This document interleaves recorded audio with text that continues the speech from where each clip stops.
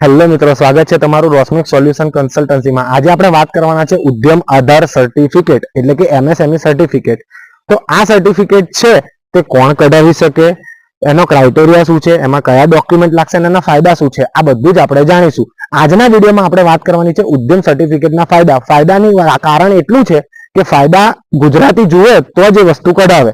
જેમ કે ઉદ્યમ આધારનો પહેલો ફાયદો એવો છે કે તમને સબસિડી વાળી લોન મળી શકે છે, જેમાં તમને લોનમાં સબસિડી મળશે। તમારો ધંધો તમારે ટ્રેડમાર્ક અથવા પેટન્ટ રજીસ્ટર કરાવી હોય તો 50% સુધીની સબસિડી તમને મળી શકે છે।